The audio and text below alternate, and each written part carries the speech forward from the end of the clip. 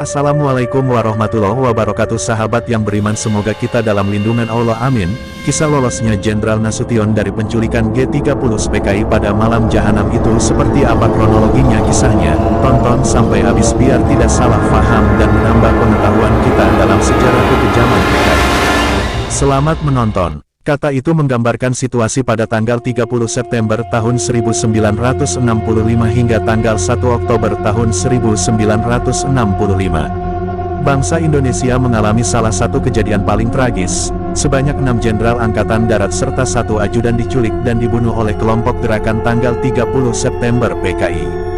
Para pahlawan revolusi itu adalah Jenderal Ahmad Yani, Letjen Suprapto, Maijen S. Parman, Maijen M.T. Haryono, Maijen D.I. Panjaitan, Maijen Sutoyo Siswomiharjo, dan Pierre Tendean. Namun ada satu jenderal yang selamat dari peristiwa subuh berdarah itu, namanya Abdul Haris Nasution atau dikenal dengan Ah Nasution. Ah Nasution selamat berkat peran dari sang istri Johanna Suniarti dan juga ajudannya, Pierre Tendean. Dilansir beragam sumber, Jenderal Besar TNI Abdul Haris Ah Nasution lahir di Kota Nopan, Sumatera Utara, tanggal 3 Desember tahun 1918. Johanna Suniarti, istri Jenderal Ah Nasution, merupakan salah satu yang berperan dalam menyelamatkan suaminya dari penculikan kelompok gerakan tanggal 30 September. Eksekutor gerakan tanggal 30 September dikenali Johanna sebagai pasukan Cakrabirawa berdasarkan seragam yang dipakai. Pasukan Cakrabirawa adalah pasukan khusus pengamanan presiden. Ketika Cakrabirawa sampai di rumah Nasution di Jalan Toko Umar, Menteng, Jakarta Pusat, Johanna menahan pintu kamarnya yang saat itu didatangi oleh Cakrabirawa dan menyuruh Nasution untuk pergi menyelamatkan diri.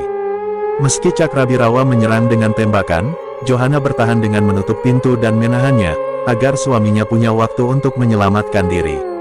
Hingga akhirnya Nasution berhasil lolos dengan melompati tembok rumahnya. Selain itu, sosok lain yang berperan dalam selamatnya Nasution dari penculikan adalah ajudannya yang bernama Pierre Tendean. Dalam peristiwa itu, Pierre Tendean menghadapi Cakrabirawa dan mengaku sebagai Ah Nasution. Akibatnya, Pierre gugur dan dibawa ke lubang buaya bersama dengan jenderal lainnya. Sementara itu, Ah Nasution juga menceritakan bagaimana dia bisa lolos dari penculikan itu. Nasution menyelamatkan diri dengan memanjat tembok samping rumahnya. Namun, sebelumnya ia berusaha untuk kembali masuk ke rumah karena putrinya Ade Irma Nasution tertembak.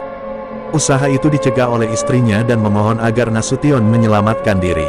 Nasution berhasil lolos meski saat itu rumah telah dikepung oleh Cakrabirawa berkat tumbuhan yang lebat di dekat dinding rumahnya.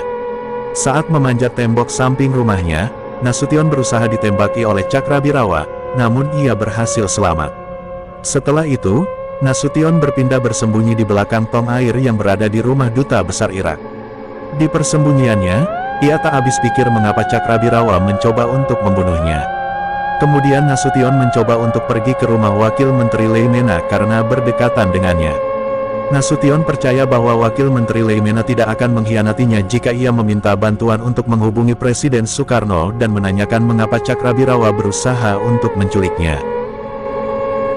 Dia lalu diantar dengan mobil oleh Komandan Staf Markas Besar AD Kostrat Letkol Hidayat Wirasonjaja, ajudannya Mayor Sumargono, dan iparnya, Bob Sunarjo. Nasution lalu mengirimkan pesan kepada Soeharto mengenai keadaannya, yang sangat genting.